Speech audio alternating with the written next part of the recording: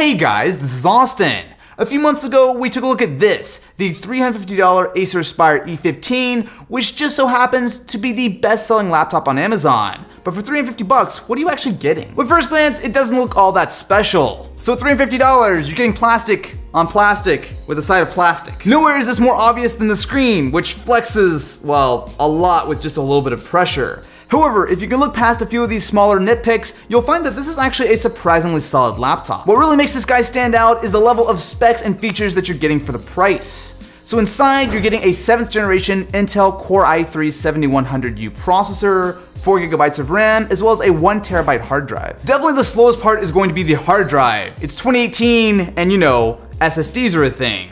However, what really helps to save this laptop is the Core i3. This is going to be a lot more powerful than pretty much any other laptop in this price point. Luckily, it's really easy to upgrade this guy. So remove 3 screws on the bottom of the laptop, and you get access to not only your hard drive, but also to your memory, as well as to install a full M2 SSD. And it just so happens that I have an M2 SSD right here. So for like $45, you can get this ADATA 128GB drive, which once you install into this, is going to make a huge difference. If you've never installed an M2 drive before, it's about as easy as it gets. So remove this single screw from the bottom, and then all we need to do is line it up with the slot, make sure it's fully inserted, and then we take that same screw and use it to hold it into place. Now, while a 128GB drive might not sound too impressive, the idea here is that this is going to be enough to install Windows as well as a few games and apps, but you still have your full 1 TB hard drive, which means that you're gonna have over 1 TB of capacity inside the laptop, and if you wanna get even crazier, you can remove the optical drive to install yet another drive inside.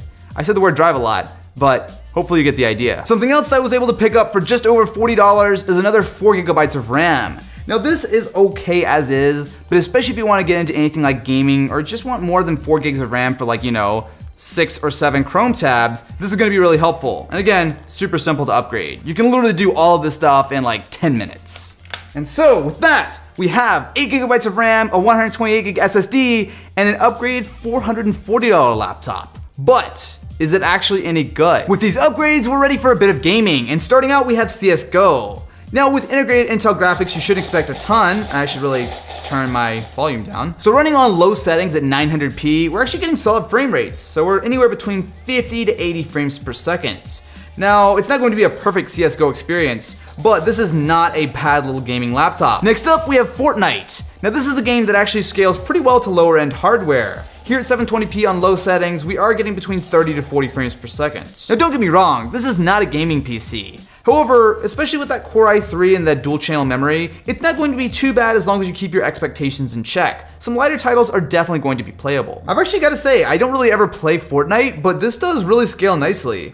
I mean, yeah, we're getting 35, 40 frames per second here, but on such a low-end laptop, it's not bad at all. Next up, we have Rocket League, another game that traditionally runs pretty well on low-end hardware. And here at 900p on performance settings, we're getting anywhere between 40 to 50 frames per second.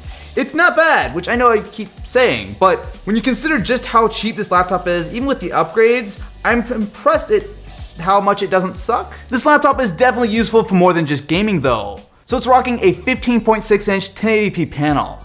Now it is going to be TN, so you're going to be sacrificing some color and especially some viewing angles, but when you consider that this guy costs $350 stock, the screen is much better than you usually get. I can't tell you how many laptops that I've looked at that cost much more than this with much worse screens. Something you don't exactly see on laptops very often these days is an optical drive, but this does have it in addition to a USB 2.0 port, but more importantly on this side, we're going to be getting 2 more USB 3s, HDMI, weirdly enough there's a VGA port, but then you get Ethernet as well as a USB Type-C. The keyboard is classic Acer, so that's a good thing for the most part. You're getting a pretty standard layout with a couple of odd additions, but you do get the number row, and for $350, it's pretty impressive that it actually does have a backlight. It's not a super bright backlight, but again, that's not something you usually find on a budget laptop. You're also going to be getting a Windows Precision trackpad. Now it's pretty solid. You're getting full support for the multi-touch gestures, and thankfully, like all of these precision trackpads, it does actually track much more accurately than a lot of the third-party options.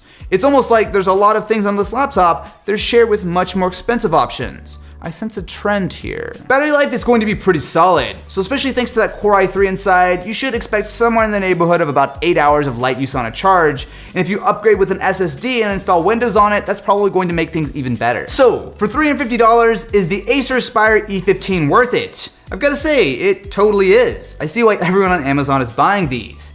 Now, I will say though that if you do pick one up, I think it is well worth it to spend a little bit of extra money to upgrade with an SSD and more memory. But regardless, if you're wanting to pick up a cheap laptop, this is a solid option. And as always, links to this as well as the upgrades I used for it will be in the description.